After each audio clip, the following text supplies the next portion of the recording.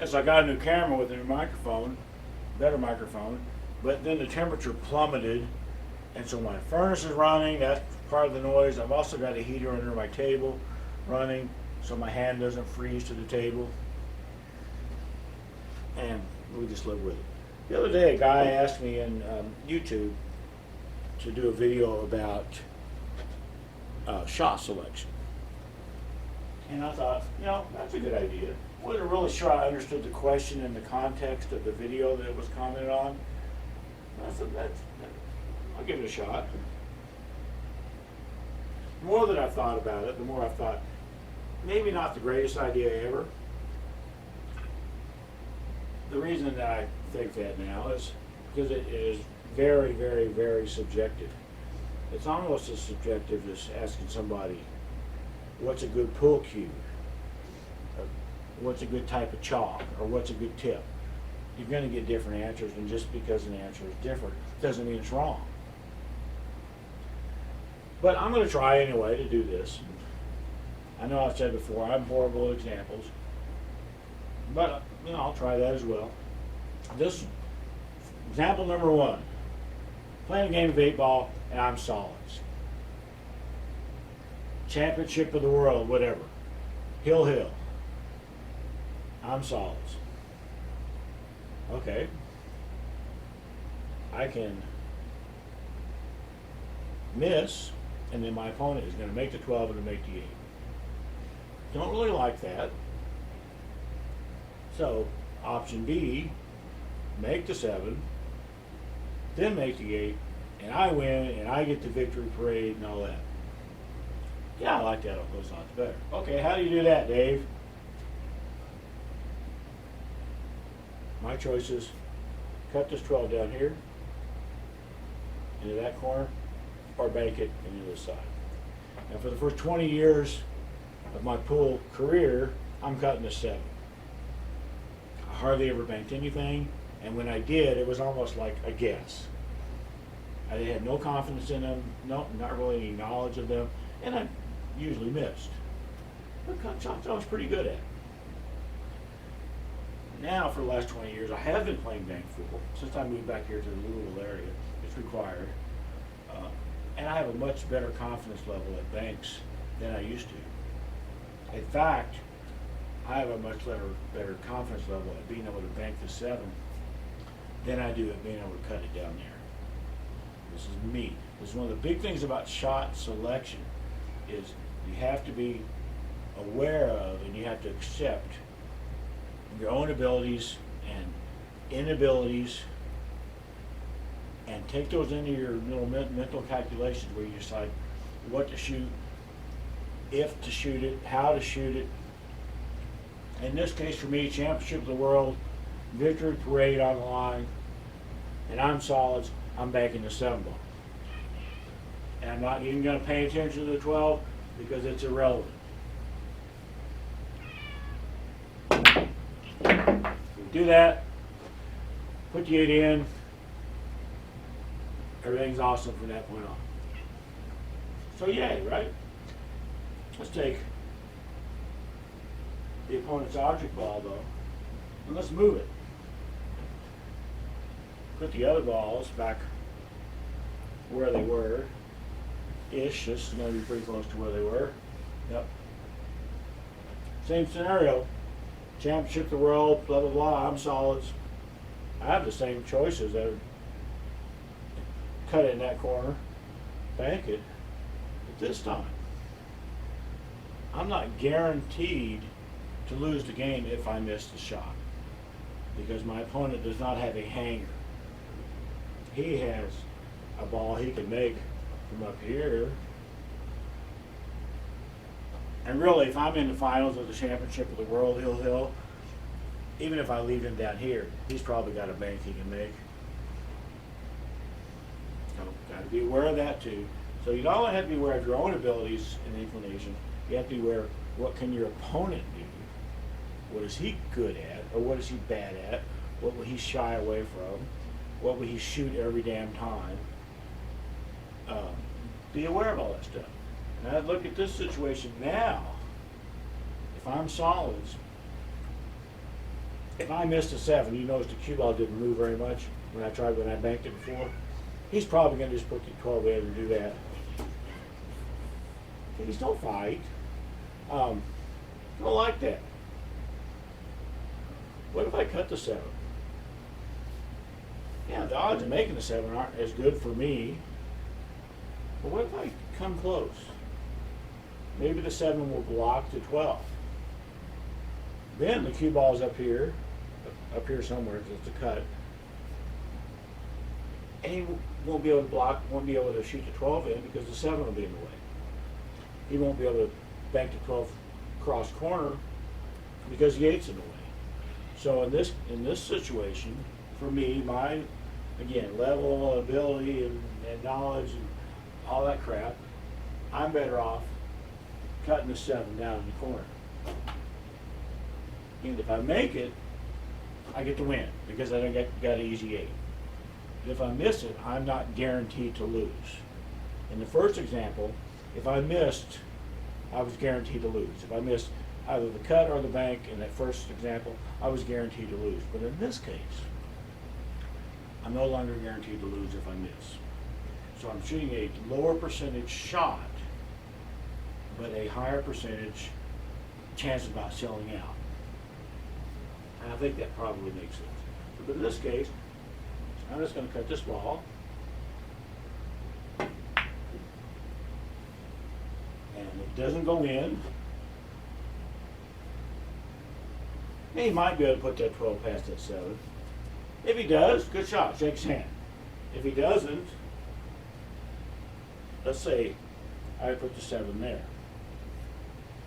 Now he's screwed. And he's kind of in the situation I was in the first example.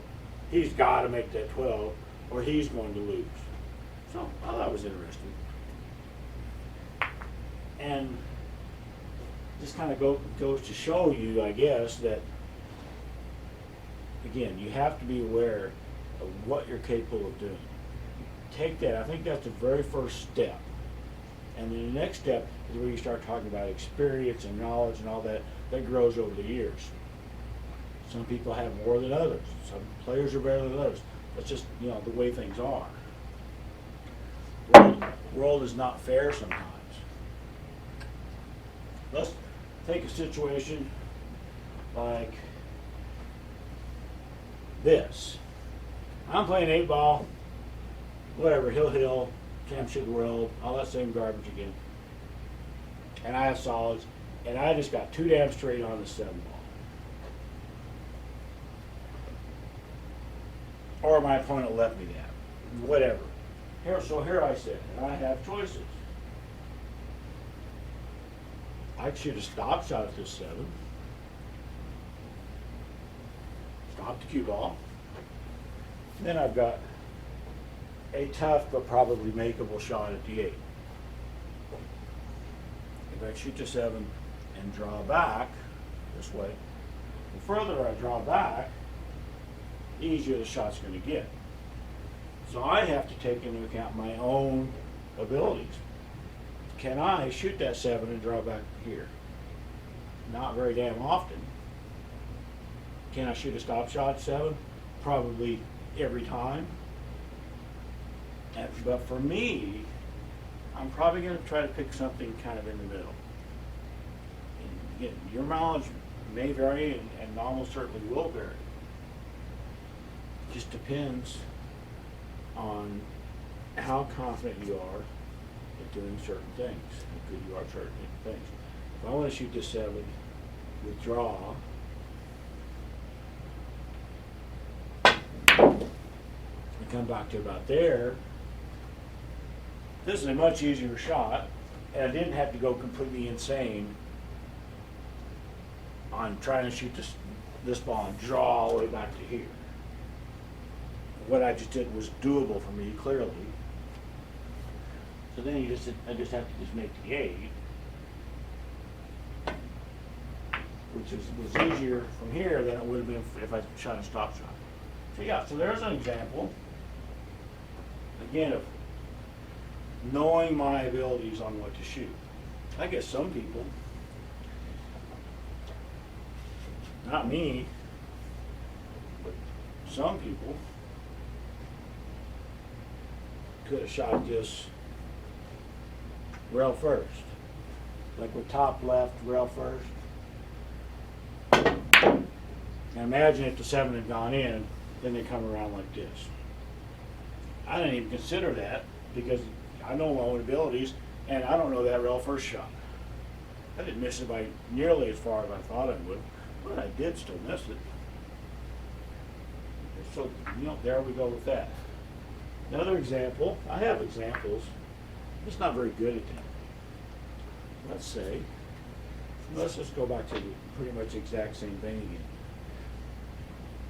Put my last solid here, but put my cue ball here. Now I'm right-handed, and an awful lot of right-handed people at this point are going to go get the bridge. They're going to go get the bridge, and depending on their confidence level, again, their awareness of how good they are with the bridge, they might shoot a stop shot, they might try to draw it back with the bridge. I'm horrible at shooting draw shots with the bridge. It seems like I miscue more often than I don't. But I am fairly decent at fairly simple shots like this at shooting a draw shot with my left hand. So I can come over and I can shoot this opposite-handed, and I can still get a decent enough draw stroke on it to come back for the 8. There's going to be a lot of people that don't have the confidence to be able to do that. And like I said, they would be going and getting the bridge. Not saying I'm wrong, not saying they're wrong, not saying I'm right, not saying they're right. Everybody is different. And I don't know how many times I have to say it. Just because I do something, or Ephraim does something, or your dad did something, doesn't mean it's the right way to do it for you. In these situations, my own ability dictated what I shot a lot of the times. And that one time when I decided to shoot this ball down here, that was partly my ability and partly the fact that I didn't want to leave my opponent a shot. So I think I just have one more example. And this is going to be, it's going to be hard to set up, but I think I can probably give you the gist. A couple of years ago at Derby City, I had the incredible honor of playing Ephraim Reyes in bank pool. Spoiler alert, he defeated me. Greatest player of all time, and not the greatest player of all time. Yeah, he defeated me 3-1. And but I won a game. The game that I won was actually the second game of the deal. I ran 5. He scratched on the break, and I ran 5. Can't have those there. So I won the game. So here I sit. Ephraim just broke. He won the first game, then he broke and scratched. And here I am like this. He spotted the 8 up because it went in and he scratched. So he spotted it up, and this is an opportunity for me. And I am thinking that this may be the best opportunity that I get for this entire match. Certainly for this entire game. This may be it. So what do I do? Playing bank pool, so the strategy gets a little bit different. Generally, you don't shoot a tough shot to play shape for an easy shot. Just like a general rule of thumb for bank here.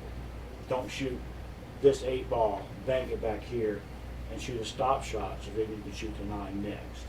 You don't shoot a hard shot for an easier shot. But if you're playing the greatest player of all time, and you have what you feel like may be your only opportunity, then that's exactly what you do. Is you just say, all right, screw it. If I'm going to go out, if I'm going to get beat by Ephraim, I'm at least going to try my damnedest. I'm not going to try to play some kind of a safety or anything. Yeah, safety battle against Ephraim, yeah, this doesn't seem good.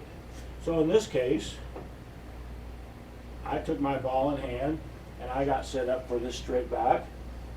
And luckily I've been practicing these straight backs a lot, and I put it in. And depending on what I had else, I'm not going to run 5 now, but I did in the game.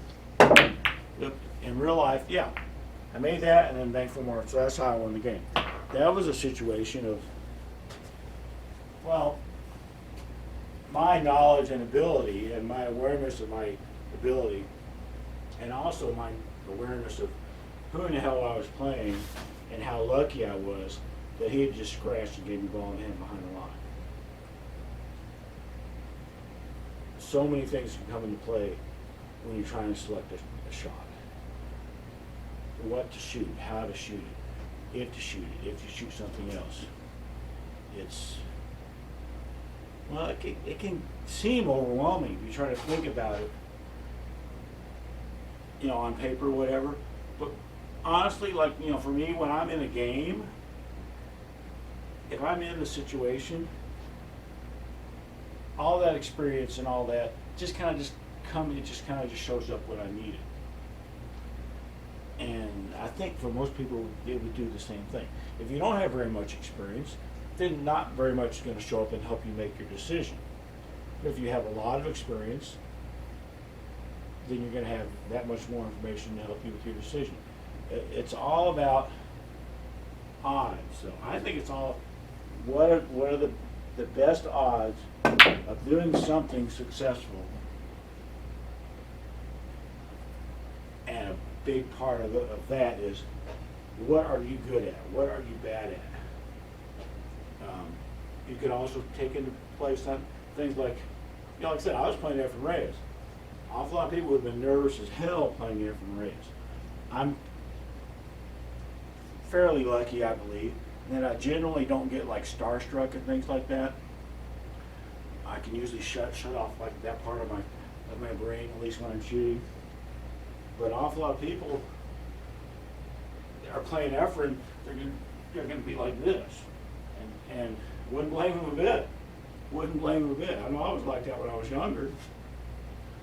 Now in theory, I'm old and wise and all that bullshit. I better keep shooting because I keep missing. They're gonna kick me off YouTube if I keep missing.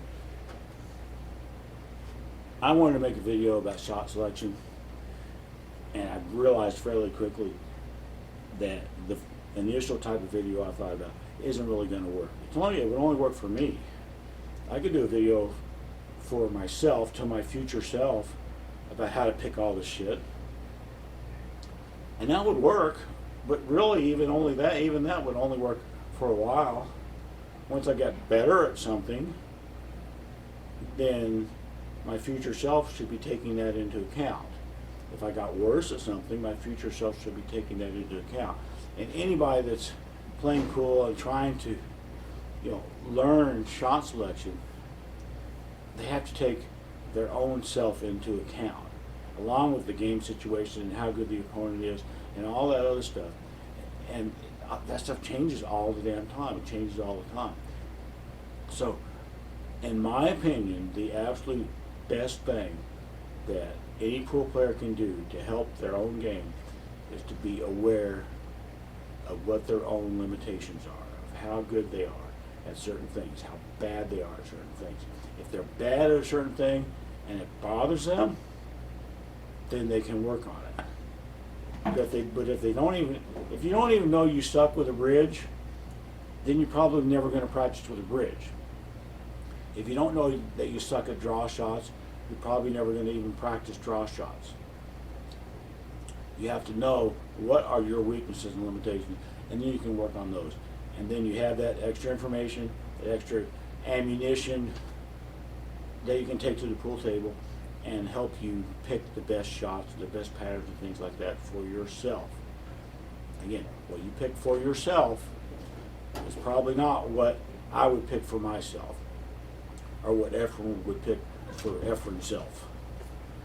That's just kind of the way it is, and I have to walk all the way back to the other end of the table, because that is where my remote control is. It's in here. So, beep.